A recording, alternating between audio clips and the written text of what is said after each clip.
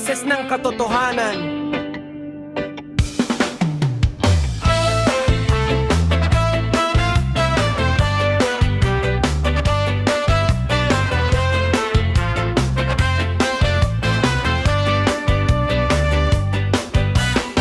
May mga tinig na sumigaw sa lansangan, mga tanong na matagal nang iniwasan. Sila'y nagbukas ng usaping nakatago. Mga pundong bayan, saan nga ba napunta ito? Ngunit nang ilantad ang mga hinala, diyan dumating ang mga kaso't banta.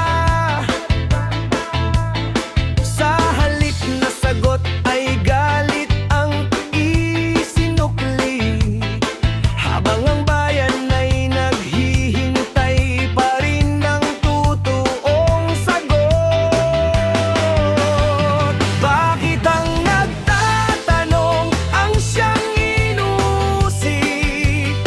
Bakit ang nagbubunyag na mga senador ang agad kinasuhan? Ayaw ba ninyong pag-usapan ng bilyon at trilyon na nakawan? Kung malinis ang budhi niyo, bakit takot kayo na malaman ng taong bayan ang katotohanan? Bakit ayaw ninyong harapin ang buong katotohanan?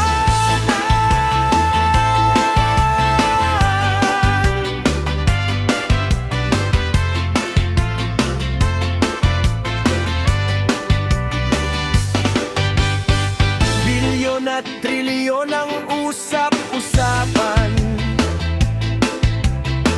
mga numarong mabigat sa kalooban.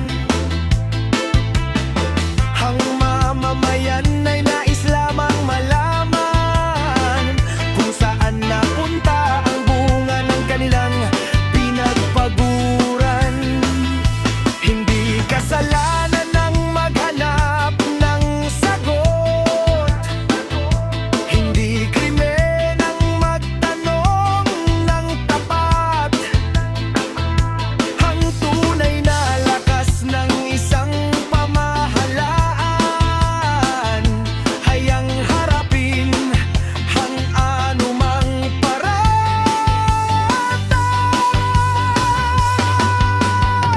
Bakit ang nagtatanong ang siyang inusik?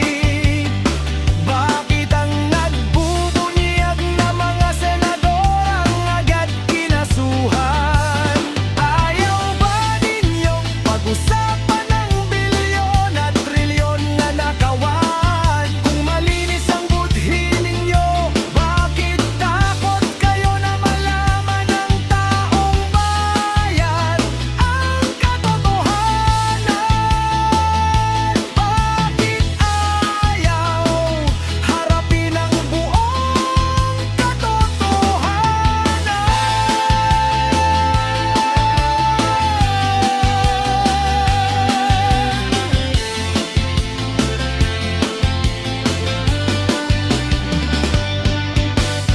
Hindi mapipigil ang kaso ang tinig, hindi mabubura ng takot ang adhikain. Hanggat may taong handang